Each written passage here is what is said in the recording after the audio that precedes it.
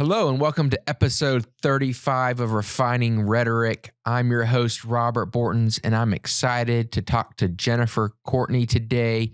She has been with Classical Conversations, helping write our curriculum for a long time, and so she'll give us a sneak peek on how the sausage is made here at Classical Conversations. We will review the 15 tools of learning together and wrap it up with a little crypto. So let's jump in. Classical Conversation Studios presents Refining Rhetoric with CEO Robert Bortons, a podcast where faith, business, politics, and classical education meet. Join us as we use the classical tools of rhetoric to seek truth in every arena of life. Hello and welcome back to another episode of Refining Rhetoric. Today my guest is Jennifer Courtney. Jennifer has been involved with Classical Conversations since 2005. She is the Global Curriculum Senior Director for our publication company, Classical Conversations Multimedia. And in this role, she leads a team of curriculum developers in creating books and assignments for the Classical Conversations program. She is a co-author of Classical Christian Education Made Approachable and the Essentials of English Language Curriculum 5th edition, among a bevy of other books that she helps on the back end and front end and all of the things in between. Her and her husband, Tim, have 4 kids. 2 have already graduated from our Challenge 4 program, and 2 are currently enrolled in Challenge. So she has survived the Foundations and Essentials years multiple times. Jennifer, welcome to the show. Thanks, Robert. I'm glad to be here today. First of all, I want to ask you, how do you define truth? So it's funny that you had that question for me, because on Tuesday in my community with my lovely, bright Challenge 3 students, we talked about the fact that truth became incarnated as the person of Jesus Christ, because we were looking at all the statements Jesus makes that are I ams in scripture. So I am the way, the truth, and the life. And so we just had that conversation Tuesday that the truth is actually not an abstract thing. It's the person of Jesus Christ himself. Well, I agree with you. And of course, we have Christ-centered education here at Classical Conversations. And really that is saying that we're centered on the truth. And of course, that truth is Jesus Christ himself. For many of our show listeners, they are Classical Conversations families. Maybe some people are listening in who aren't, or maybe considering joining a CC community. So tell us a little bit about some of the stuff that you've worked on, the Copper Lodge series in particular, and if there are any new books coming out in this series in the future. Yeah. So I started off sort of co-authoring things with Lee, like Classical Christian Ed Made Approachable and The Core and The Question and The Conversation. So books that were about classical education before I got into working on and actually developing our curriculum. And so the most recent thing I've been working on is adapting our challenge guides for use internationally and all the books that go with them. I also worked on revising our essentials to get it to its 5th edition. And then, as you mentioned, my favorite project is the little series of books called Ancient World Echoes, Old World Echoes, and New World Echoes. Little fairy tale stories. Yeah, I love reading those with my children, and they're great not just that they go along with what we're learning in Classical Conversations, but they're stories that span the generations. Tell us a little bit more about what's going on internationally. Do you speak 15 languages, or how does that work?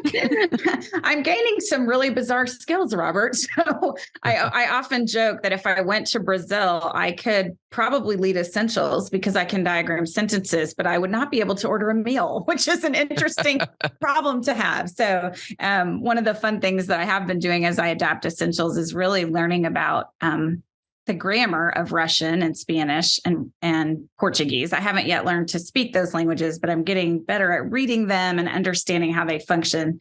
But I'm also along the way really proving the thing that we have been saying all along about essentials, which is that we're working on the essentials of language itself, not just a particular language, but how does communication person to person work?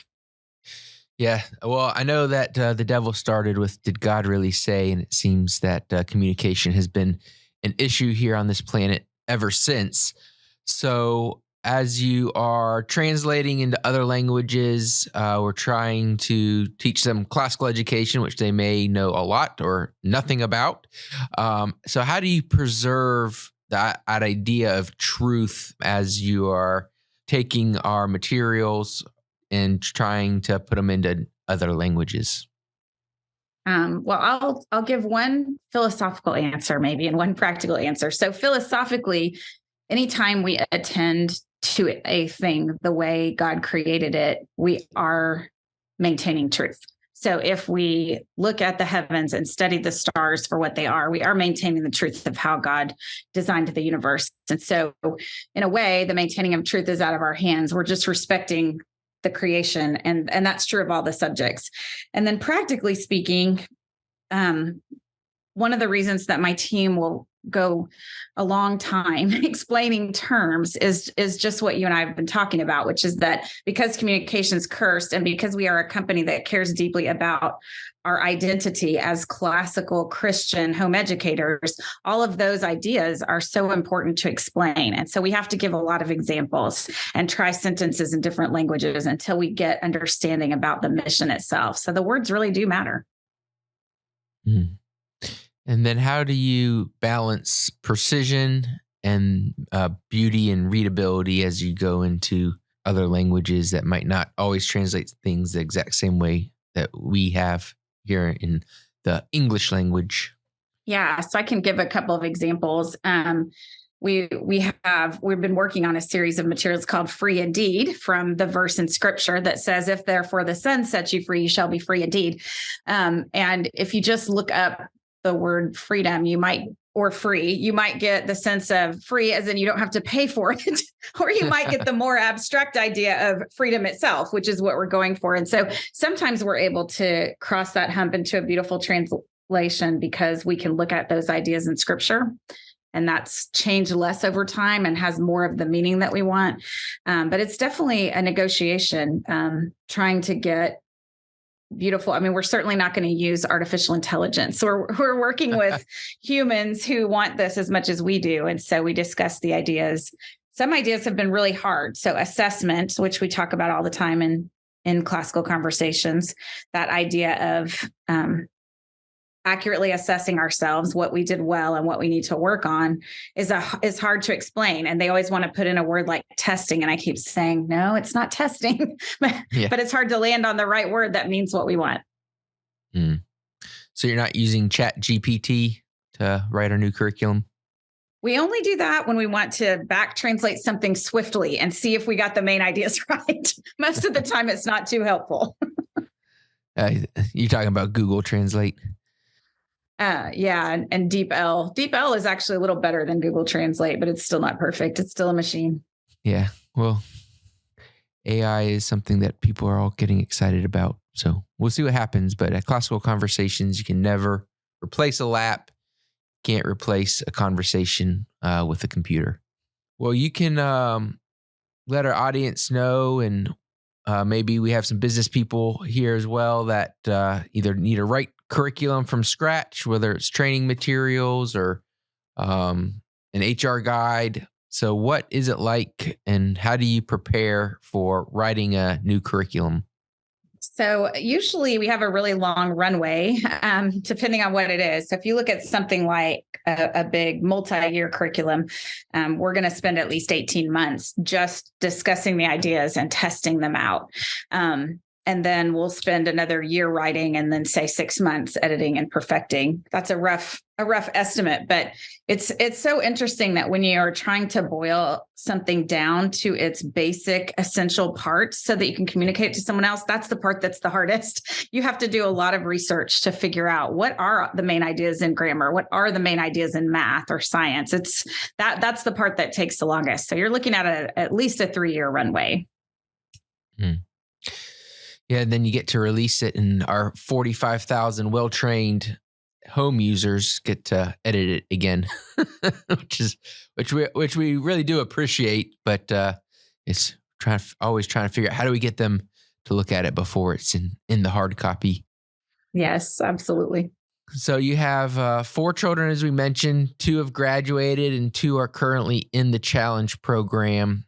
So I've always said one of the benefits of Classical Conversations is our team is sold out, because if we mess something up, it messes it up for our own kids because they're doing the curriculum we write. So how has that been as your children are using curriculum that you have helped author or been a part of on some aspect of it? Yeah, well, we can talk about the Echoes books for a minute. When I read those, just like I talked about boiling a subject's ideas down to its main things, I probably read 10 or 12 stories for every one story that made its way into one of the Echoes books. And most of those I read aloud to my youngest, and she was quite vocal about which ones should not make it in and about which images she liked as we were searching for illustrations. And sometimes I put a story in anyway. And then when I would read it to her again later, she would go, I don't, Mom, why'd you put that one in? But then she had others that were her absolute favorites. And so it was fun to actually collaborate with her. And in fact, one of the books has an intro that's basically a conversation that she and I had about one of the stories, so that families could get a peek into how to use it at home. So that was fun for me. My Challenge 3 students are testing some things for me this year, and they really enjoy feeling like they're part of the process of shaping the next generation of Classical Conversations. So they give me lots of feedback, and I keep my notebook with me and I write down their feedback. So they feel very much a part of the mission because they're getting to try out those new things. It's fun. So a lot of live iterations with end users or end receivers of the content, and making sure that we really know what we're talking about before we release something, or at least we think we've done our due diligence.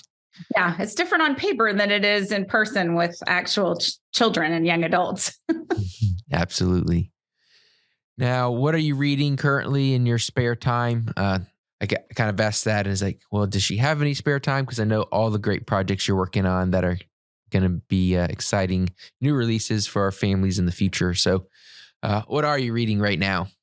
Well, I didn't notice this until Facebook memories popped up, but I do tend to spend January reading a lot of nonfiction after a month of reading a lot of fiction in December. And so right now I'm reading a biography of Agatha Christie, and I'm reading Andrew Klavan's new book about the Gospels and the English Romantic poets. So I'm excited to see how he has connected those two ideas.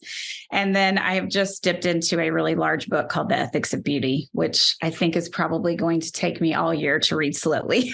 Yeah, there's some of those books. I know when I first read C.S. Lewis's Abolition of Man, you'd read like two pages, and I'd be like, I don't think I understood a word that I just read. I knew how to pronounce them all. I know. And that book is saying, and then you got to go back and start over again. You pick that book up and you think, oh, it's short, I can get through it. And then you realize it's short, but it's a challenging read.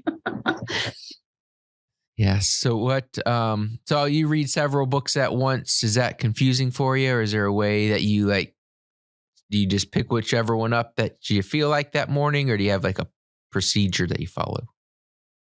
I don't really. I do still read every night. I've been doing that since I was a very young girl. That was a habit that my parents instilled in us. And so I still read every night before bed. And then every Saturday morning and every Sunday afternoon, I block off a little time, because that's kind of how I regroup from a busy week.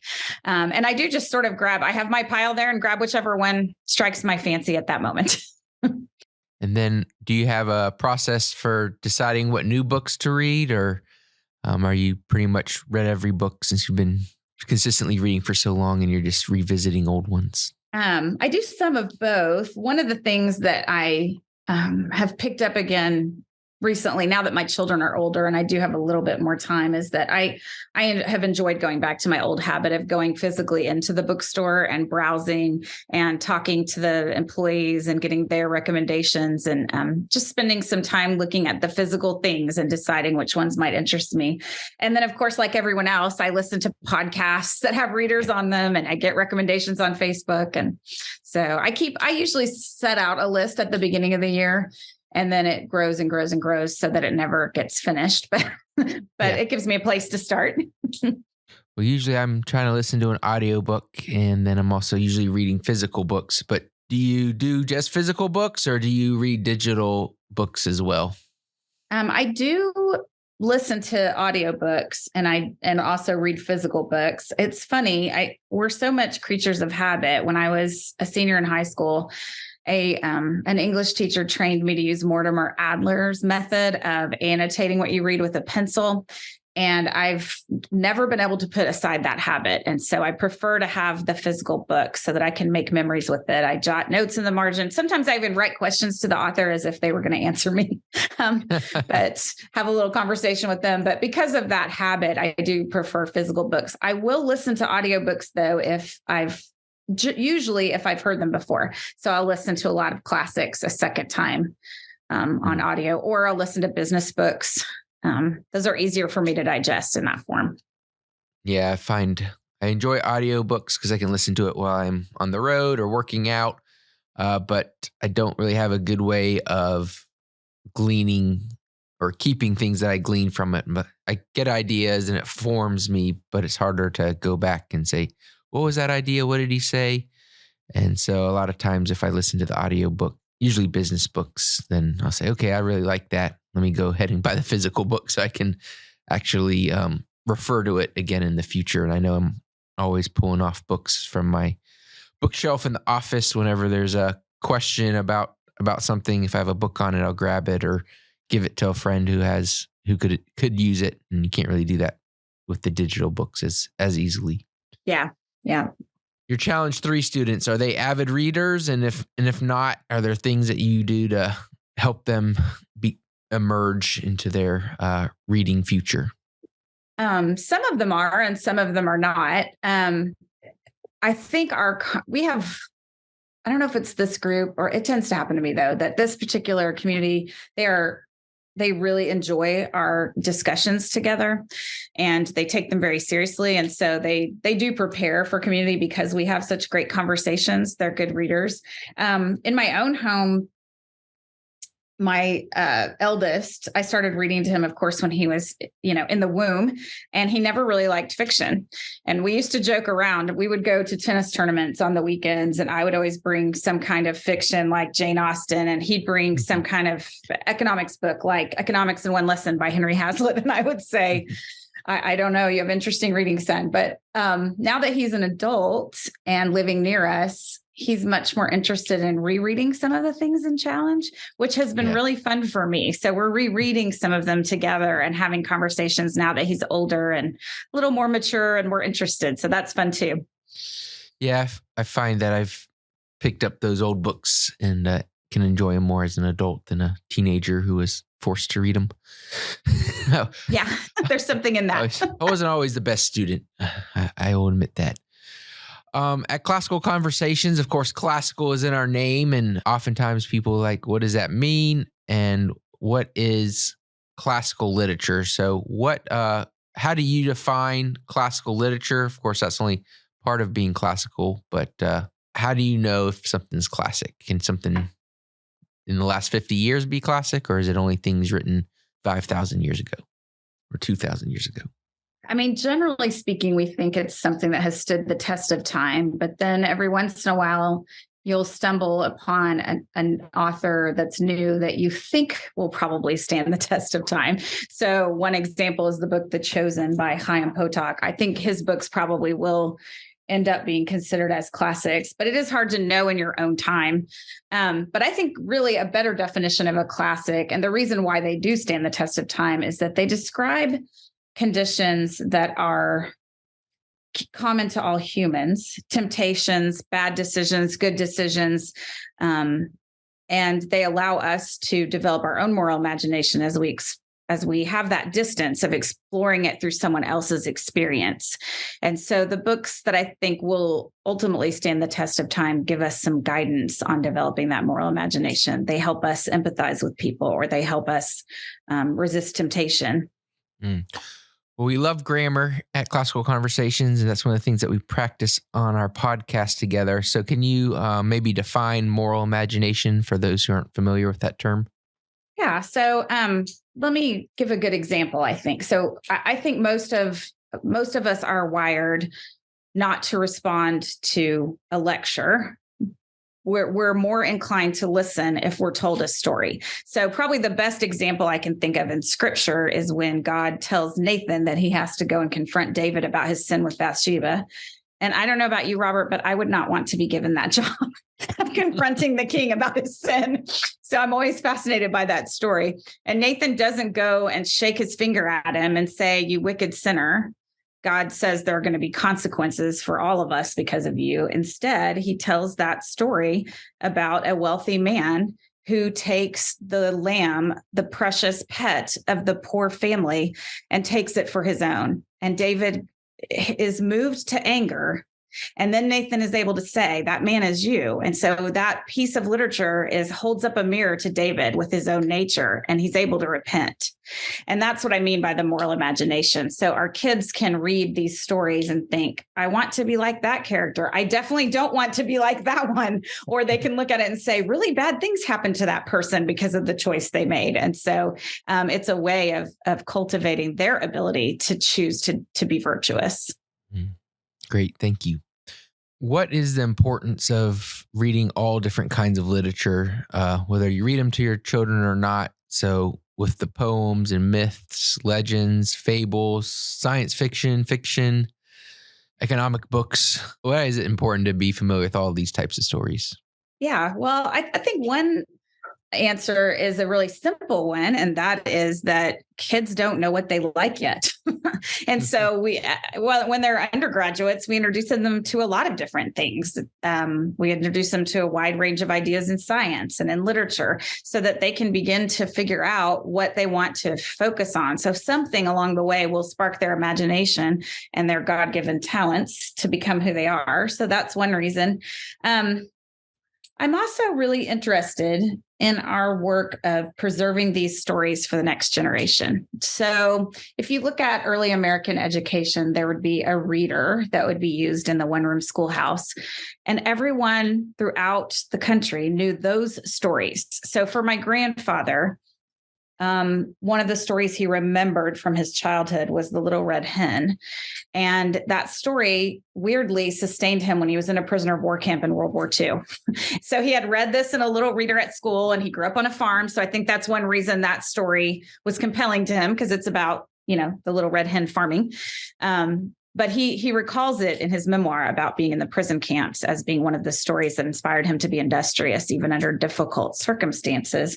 And so I love that in Classical Conversations, we've been given this gift of preserving these stories that will sustain us in difficult times, but that also connect us to one another. So I'm getting long-winded, but one of my big frustrations with postmodernism is that it is so isolating. If everyone can only define their own experiences and no one else can define that for them, then we don't have the ability to be in community together to share our experiences, or to read a story and think, wow, that person in Pride and Prejudice is exactly like my friend over here. And Jane Austen gave me words to describe that friend that I didn't know I possessed. And now I understand that person better. There's something so community building about these stories.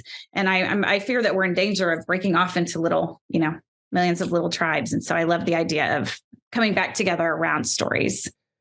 Now, of course, you're a reader, but of course you write for us as well at Classical Conversations. So is there a process that you go through as a writer that helps you with the volumes and volumes of words that we have you write? Yeah. So one of the things, of course, is reading widely. Those things, all those ideas get woven in as we write. So most of the people on my team are avid readers, and they're all reading multiple books at once. And then, one of the things about learning to write also is that when you hear that many voices, you become naturally better at writing. And so reading aloud to our kids actually is the foundational skill for them being good writers too. So those are some of the ways I prepare. And then, of course, I do tutor in our community. So the year that we worked on Essentials Fifth, I had been in Challenge for about 10 years, and I went back and tutored Essentials and was definitely the old mom in the room with all this next generation. And it was really fun. But just immersing yourself in the ideas in that way is really important as a writer So Do you find a place to write in? Do you try to do it at the kitchen table or an office or go to a library, or do you have a favorite location? I've done all of the above. In fact, I wrote the classical acts and facts cards at our local library, and I wrote a large chunk of classical Christian ed made approachable in the Four Seasons at Beverly Hills, because my husband had a business trip, and I kept thinking it's such a funny experience. I don't think there were a lot of homeschool moms in that zip code. And so I was upstairs in this gorgeous hotel and out on the balcony writing that book. But when I'm home and able to pick my spot, I have an antique writing desk that it faces windows, and I have a fountain pen. I like to start and pen. And then start typing after that. So that's kind of my favorite spot, is my little antique writing desk. Sounds like a little fun piece of history that you have in your house. Yeah. Where did you get it? I went antiquing for about a year before I found the one I want. And I was always fascinated as a child by those desks that the writing surface folded down, and they had a lot of little cubbies for your pens and your note cards and your journals. So that's that. I kept looking until I found the right one. Oh, wonderful. At Classical Conversations, we have a new resource out for families of children, approximately age maybe 4 to 8, called Scribblers at Home, Recipes for Lifelong Learners. Were you involved in writing this book or program? I was, and oh my goodness, we had so much fun doing it. So there was, the main team of us was about 4 writers: Lisa Bailey, Amy Jones, Lee Bortons, and me. And we were at the Twin Fields Farm in North Carolina, and we spread children's books out all over the place. And we had posters on the windows. We had like the Post-it notes that we were brainstorming on, but it really was a labor of love for the 4 of us, who are mostly either have finished homeschooling journey, or I still have kids, but I'm nearing the end of that journey, and just reflecting back on the things that we did that worked with our children, and also the things we wished we had known.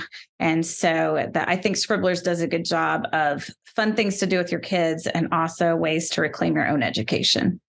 Yeah, I think that's unique about our products that we create, is just the amount of homeschooling experience that is poured in. I mean, you mentioned yourself, Lee, Amy, Lisa Bailey, just hundreds of collective years of homeschooling experience, and saying, what is the best? What can we pass on to the next generation?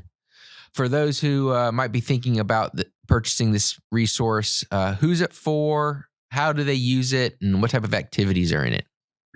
So we started off saying that it was really targeted toward families who had children ages 3 to 8 or 4 to 8 who weren't quite old enough to be in our essentials programs. And also for the homeschooling parents. So each 2-page spread has an activity to do with the children, and a chart of information that the parents will need to know as they home educate their kids later. What we discovered when we had some advanced reader copies going around is that families, the older children were seeing what was going on, and they wanted in on it. And then dad would find out what was going on. And so inevitably what happened with our families that had the advanced review copies is they ended up doing these activities on Saturdays so that everyone was available, or at night so that everyone was available, because apparently our target age really meant everyone in the family.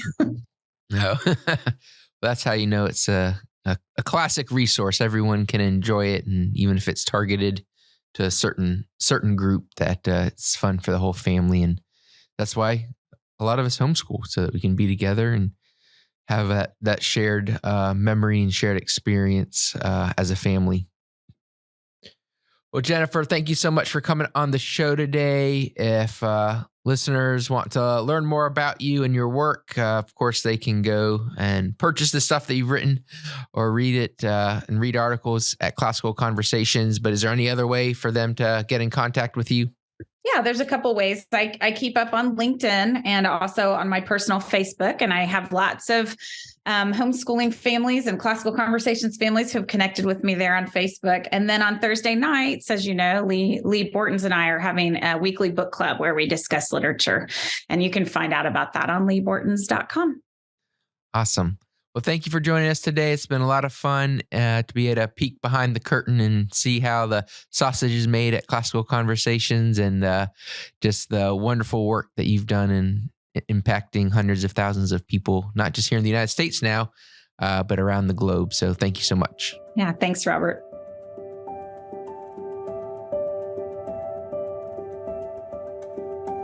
Well, that was fun talking with Jennifer Courtney. Her husband, Tim, is an investment advisor, something that I am not, but we are going to be talking about ESG today as we practice our 15 tools of learning together. So ESG, or environmental, social, and governance, is an idea around picking stocks and running publicly traded companies. The Biden administration is setting ESG standards that could affect your 401k and other investing opportunities. Those three ideas, ES and G, they sound good, but let's dive in. Let's practice our 15 tools of learning. The first one is the 5 core habits of grammar, and we're going to practice the tool of attending, which is differentiate the word from other known ideas. And so these standards are supposed to help investors know which companies might be operating not just good businesses, but also trying to do good in the environment or for social stuff, or how it's governed. In other words, how the business is run.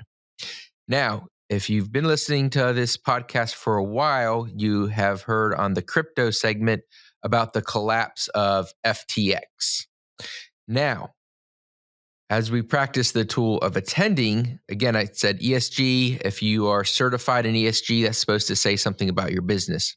FTX had a very high ESG score, and then it collapsed. So right there, we can say ESG doesn't necessarily have good governance if something could receive a high score in governance and then go bankrupt because of poor governance. So perhaps the standard is not really well thought of, or perhaps easily attained.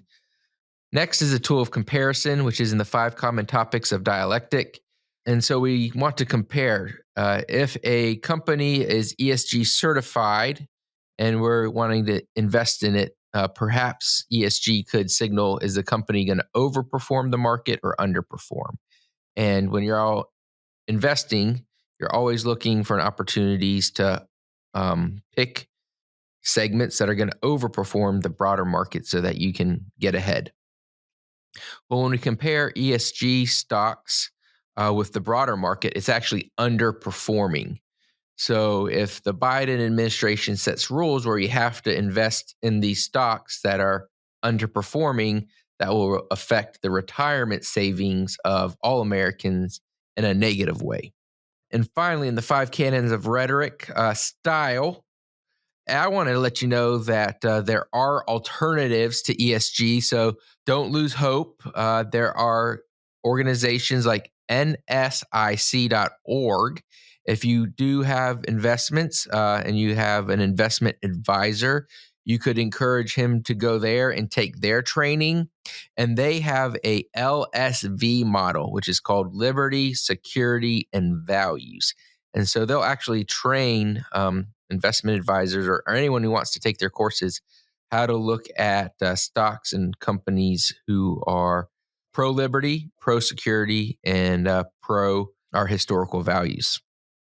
There's also companies popping up like Inspire Investing, and they have a framework called Biblical Responsible Investing. And so they're looking at organizations that have a biblical framework on how they run their organizations and not necessarily buying into some of culture's modern philosophies that don't align with many of our historical values. And so that's ESG. Those are using the tools of learning to investigate whether it is a good thing or a bad thing. And believe me, it is something you want to pay attention to because they are trying to force it down our throats through regulation. So be informed and be knowledgeable. That's the reason that we practice these 15 tools of learning together every single week. You ever pull out any of your old high school yearbooks and think to yourself, man, how could I do this for my own child? They're homeschooled. Well, guess what? Keep a record of your favorite homeschool memories this year with a one-of-a-kind yearbook from Peekaboo Yearbooks. With an easy-to-use web app with professional design tools, pre-designed templates and themes, no minimum order, a guaranteed 3-week turnaround, a free e-yearbook with every purchase, and a transparent, affordable pricing model for both hardcover and softcover options, Peekaboo Yearbooks is the perfect yearbook solution for homeschool families and communities. Plus, Peekaboo Yearbooks provide video tutorials and a dedicated account manager for each customer, making and creating a yearbook even easier than ever before. And there's a special price for families that starts at just $8.99. Create a free account and start designing your project today at peekabooyearbooks.com/yearbooks-4 That's peekabooyearbooks.com/yearbooks-4-homeschools. And Peekaboo is spelled P-I-C-A-B-O-O. So peekabooyearbooks.com for more information. Check it out.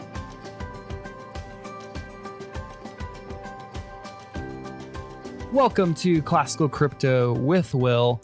Today, I want to talk about a cryptocurrency called HBAR. It is, I think it's 31st on coin. Yeah, 31st on coin market cap. So it's a top 50 coin.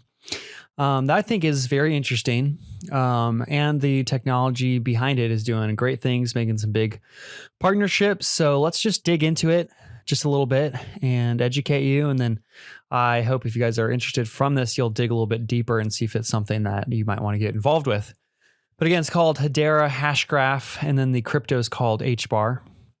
It is a decentralized, secure, and fair public ledger technology company that was founded in 2016 by Dr. Lehman Baird and Mance Harmon. The technology uses a combination of distributed consensus mechanisms and virtual voting to provide a fair, fast, and secure transaction system without the need for mining, which is very interesting. Hedera has established partnerships, and this is awesome, with several leading organizations, including Swirlds, the company that developed the underlying Hashgraph technology, Nomad Mobile, a provider of mobile app department services, Chainlink, that's another huge cryptocurrency. They're a decentralized Oracle network that enables smart contracts to securely access off-chain data. DLA Piper, a large international law firm that advises Hedera on all their legal and regulatory matters. IBM, which is huge, and recently Dell just signed on. So they got some major players as partners. The HBAR cryptocurrency has the potential to become a leading cryptocurrency for micropayments and quick, very fast peer-to-peer transactions due to the secure and very fast consensus mechanism that it deploys. So if Bitcoin's slow, Hedera is fast. Hedera has also positions itself as a platform for decentralized applications, dApps. It has already launched several apps in areas such as gaming, file storage, and digital identity. The potential use cases for Hedera and HBAR are huge. There's just so much opportunity out there for micropayment services such as this.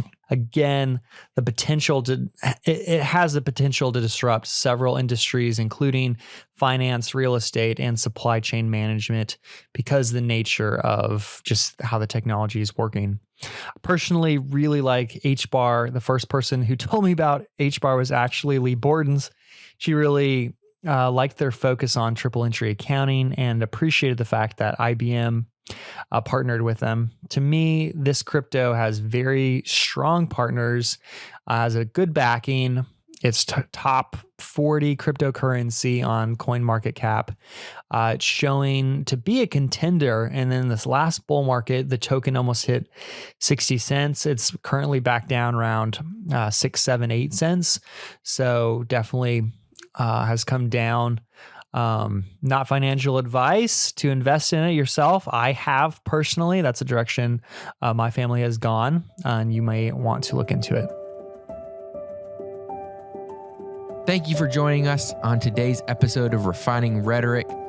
I know I enjoyed learning about writing and the behind the scenes from Jennifer on how we write our curriculum.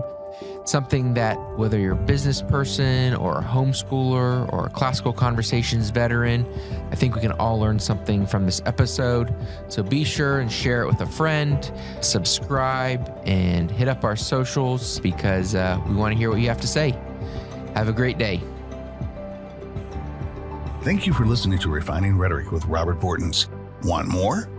Make sure to subscribe so you won't miss an episode. You can also follow us on social media to continue the conversation and visit classicalconversations.com/rhetoric to find out how you can join a local homeschool community.